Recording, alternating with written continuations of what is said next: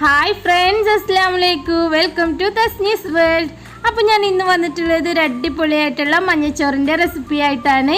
അപ്പോൾ നിങ്ങൾ എല്ലാവരും ഇതൊന്ന് ട്രൈ ചെയ്ത് നോക്കുകൊണ്ട് നല്ല ടേസ്റ്റി ആയിട്ടുള്ള ഒരു ചോറാണിത്. അപ്പോൾ നമ്മൾ ഈ മലപ്പുറത്തുകാരുടെ ഒരു സ്പെഷ്യലാണ് തേങ്ങാച്ചോറ്. ഞങ്ങളുടെ നാട്ടിലൊക്കെ സ്പെഷ്യലാണ് കേട്ടോ. ഞങ്ങളുടെ നാട്ടിലൊക്കെ ഇടയ്ക്കൊക്കെ ഉണ്ടാക്കുന്ന ഒരു ചോറാണ് തേങ്ങാച്ചോറ്. അതായത് ഈ പഴയ ഉമ്മമാരൊക്കെ ഉള്ള വീട്ടിൽ എന്തായാലും ഇടയ്ക്കൊക്കെ ഉണ്ടാക്കുന്നുണ്ടാവും. അവരുടെയൊക്കെ ഒരു സ്പെഷ്യലാണിത്. അപ്പോൾ നമ്മൾ തേങ്ങാച്ചോറിൽ നിന്നിട്ട് ഒരു കുറച്ച് വ്യത്യസ്തമായിട്ട് ഒന്നും കൂടെ ടേസ്റ്റ് കൂട്ടിയിട്ട് ഉണ്ടാക്കാൻ പറ്റുന്ന ഒരു ചോറാണ് ഈ മഞ്ഞച്ചോറ് കേട്ടോ.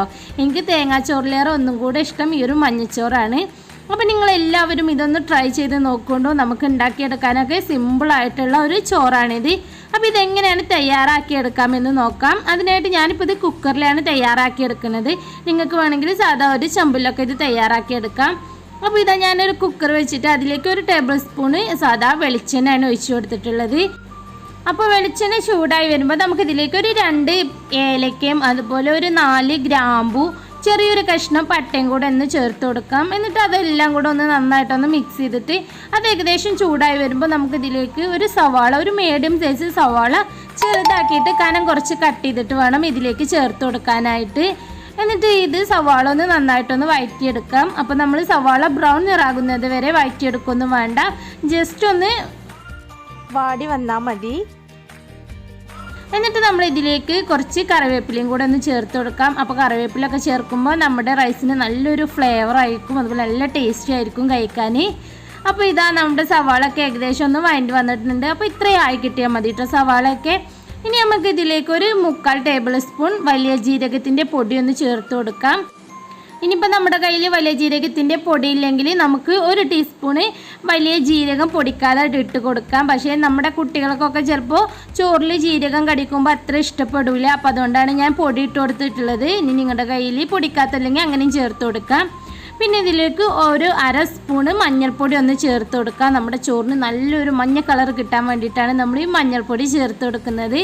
എന്നിട്ട് എല്ലാം കൂടെ നന്നായിട്ടൊന്ന് മിക്സ് ചെയ്ത് കൊടുക്കാം. അപ്പോൾ നമ്മൾ ഈ പൊടികളൊക്കെ ചേർക്കുമ്പോൾ നമ്മൾ ഫ്ലെയിം സിമ്മിലിട്ട് കൊടുക്കണം കേട്ടോ. നന്നായിട്ട് കുറച്ച് കൊടുക്കണം, അല്ലെങ്കിൽ നമ്മുടെ പൊടിയൊക്കെ നന്നായിട്ട് കരിഞ്ഞു പോവും. അപ്പോൾ നമ്മുടെ ചോറിൻ്റെ ടേസ്റ്റൊക്കെ മാറും. പിന്നെ ഇതിലേക്ക് ഇതാ ഒരു 1/2 ടീസ്പൂണ് ഉലുവയും കൂടെ ചേർത്ത് കൊടുക്കുന്നുണ്ട്. ഉലുവയും കൂടെ ഇട്ടാൽ ഇത് നല്ലൊരു ഫ്ലേവറും നല്ല ടേസ്റ്റും ആയിരിക്കും. ഇനിയിപ്പോൾ നിങ്ങൾക്ക് ഉലുവ ചോറിൽ കടിക്കുന്നത് ഇഷ്ടമല്ലെങ്കിൽ നമുക്ക് ഉലുവ വേണ്ടെന്ന് വെക്കാം, സ്കിപ്പ് ചെയ്ത് കളയാം. അപ്പോൾ എനിക്ക് ഉലുവൻ്റെ ഫ്ലേവറൊക്കെ ഇതിൽ നല്ലൊരു ഇഷ്ടമാണ്, അതുകൊണ്ട് ഞാൻ കുറച്ച് ഉലുവയും കൂടെ ചേർത്ത് കൊടുത്തിട്ടുണ്ട്. എന്നിട്ട് നമുക്ക് ഇതിലേക്ക് ആവശ്യത്തിനുള്ള വെള്ളം ഒഴിക്കാം. വെള്ളം നമ്മൾ ഒഴിക്കുമ്പോൾ നമ്മൾ ഏത് പാത്രത്തിനാണോ അരി അളക്കുന്നത് ആ ഒരു പാത്രത്തിന്, നമ്മളിപ്പോൾ ഒരു പാത്രം അരിയാണ് എടുത്തിരിക്കുന്നത് വെച്ചാൽ 3 പാത്രം വെള്ളമാണ് നമുക്കിതിലേക്ക് വേണ്ടത് കേട്ടോ. ആ ഒരളവിൽ വേണം നമ്മൾ ചേർത്ത് കൊടുക്കാൻ. അപ്പോൾ നമ്മൾ ഈ കുറുവ, അതുപോലെ മട്ടരി, അങ്ങനത്തെ അരിയൊക്കെ എടുക്കുമ്പോൾ നമ്മൾ 1 കപ്പ് അരിക്ക് 3 കപ്പ് വെള്ളം എന്നുള്ള രീതിയിൽ വേണം ഒഴിച്ചു കൊടുക്കാൻ. എന്നിട്ട് നമുക്കിതിലേക്ക് ഒരു കപ്പോളം തേങ്ങയും കൂടെ ഒന്ന് ചേർത്ത് കൊടുക്കാം. അപ്പോൾ തേങ്ങയും കൂടെ ഒക്കെ ചേർക്കുമ്പോൾ നമ്മുടെ ചോറ് നല്ല അടിപൊളിയായിട്ടുള്ള ചോറായിട്ട് കിട്ടും നമുക്ക്. ഇനി നിങ്ങൾ റേഷൻ പീടിയിൽ നിന്നൊക്കെ കിട്ടുന്ന അരി കൊണ്ടാണ്, ചാക്കരി കൊണ്ടാണ് ഇത് ഉണ്ടാക്കണമെന്ന് വെച്ചാൽ അതിലേക്ക് നമുക്ക് 1 കപ്പ് അരിക്ക് 2 കപ്പ് വെള്ളം എന്നുള്ള രീതിയിൽ ഒഴിച്ചു കൊടുത്താൽ മതി കേട്ടോ. ആ അരിക്ക് വേവ് കുറവാണല്ലോ. അപ്പോൾ ഇപ്പോൾ ഞാനിത് ഉണ്ടാക്കിയെടുക്കുന്നത് നമ്മുടെ അടിപൊളിയായിട്ടുള്ള മട്ടേരി വെച്ചിട്ടാണ്. നമുക്ക് റേഷൻ പീടിയിൽ നിന്നൊക്കെ കിട്ടിയിരുന്ന മട്ടേരി ഉണ്ടല്ലോ, ആ ഒരു മട്ടേരി വെച്ചിട്ടാണ് നമ്മളിത് ചെയ്തെടുക്കുന്നത്.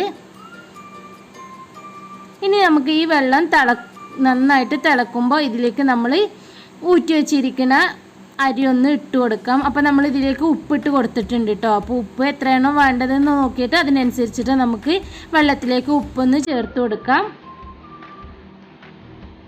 ഇപ്പോൾ നമ്മൾ എടുത്ത് വെച്ചിരിക്കുന്ന അരിയെല്ലാം നമ്മൾ ഇതിലേക്ക് ഇട്ട് കൊടുത്തിട്ടുണ്ട്. വെള്ളം നന്നായിട്ട് തിളച്ചതിന് ശേഷം വേണം കേട്ടോ നമ്മൾ അരി ഇട്ട് കൊടുക്കാനായിട്ട്. എന്നിട്ട് എല്ലാം കൂടെ നന്നായിട്ടൊന്ന് മിക്സ് ചെയ്ത് കൊടുക്കാം.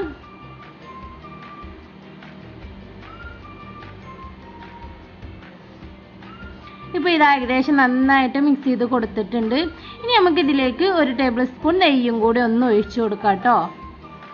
അപ്പോൾ ലാസ്റ്റ് നമ്മൾ കുക്കർ അടച്ച് വെക്കുന്നതിൻ്റെ തൊട്ട് മുമ്പായിട്ട് 1 സ്പൂൺ നെയ്യും കൂടി ഒന്ന് ഒഴിച്ചു കൊടുക്കാം. ഇനി നമുക്ക് കുക്കർ മൂടി വെച്ചിട്ട് ഒരു വിസിൽ വരുന്നത് വരെ നമുക്ക് ഇതൊന്ന് വേവിച്ചെടുക്കാം. അപ്പോൾ നമ്മൾ ഫുൾ ഫ്ലെയിമിൽ ഇട്ടിട്ട് ഒരു വിസിൽ അടിക്കുന്നത് വരെ ഇത് വേവിച്ചെടുത്താൽ മതി. എന്നിട്ട് ഇതിൻ്റെ പ്രഷറൊക്കെ പോയതിന് ശേഷം വേണം നമ്മളിത് തുറന്ന് നോക്കാനായിട്ട് കേട്ടോ. ഇപ്പോൾ ഇതാ ഞാൻ ഒരു വിസിലൊക്കെ അടിച്ചിട്ട് ഇതിൻ്റെ പ്രഷറൊക്കെ പോയതിന് ശേഷം തുറന്ന് നോക്കിയപ്പോൾ നമ്മുടെ ചോറൊക്കെ ഇതാ അടിപൊളിയായി വന്നിട്ടുണ്ട്. നമ്മൾ ചേർത്ത വെള്ളമൊക്കെ ഇതിലേക്ക് പാകമായിട്ടുണ്ട്. നല്ല അടിപൊളിയായിട്ടുള്ള ചോറായിട്ടുണ്ട്. ഇതിൻ്റെ വേഗമൊക്കെ നന്നായിട്ട് പാകമായി വന്നിട്ടുണ്ട്. നല്ല മണമൊക്കെ വന്ന് നല്ല ടേസ്റ്റി ആയിട്ടുള്ള മഞ്ഞച്ചോറ് റെഡി ആയിട്ടുണ്ട്.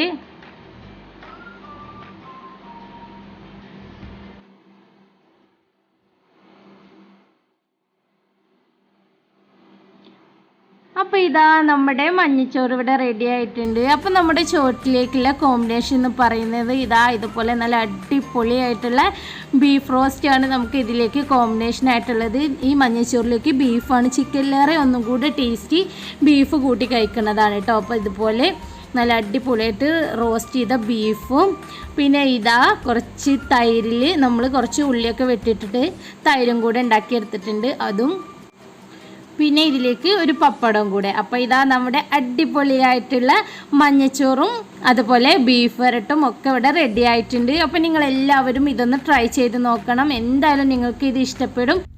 അപ്പോൾ നിങ്ങൾ ഈ വീഡിയോ ഫുള്ളായിട്ട് കണ്ടതിന് ശേഷം നിങ്ങൾക്ക് ഈ വീഡിയോ ഇഷ്ടപ്പെട്ടിട്ടുണ്ടെങ്കിൽ നിങ്ങൾ ഷെയർ ചെയ്യാനും ലൈക്ക് ചെയ്യാനും മറക്കരുത്. അതുപോലെ നിങ്ങൾ എൻ്റെ ചാനൽ ആദ്യമായിട്ടാണ് കാണുന്നതെങ്കിൽ പ്ലീസ് മറക്കാതെ ആ സബ്സ്ക്രൈബ് ബട്ടൺ ഒന്ന് പ്രസ് ചെയ്തേക്കണേ. അപ്പോൾ ഇൻഷാല്ലാ പുതിയൊരു വീഡിയോയുമായി കാണുന്നത് വരെ എല്ലാവർക്കും അസ്സലാമു അലൈക്കും.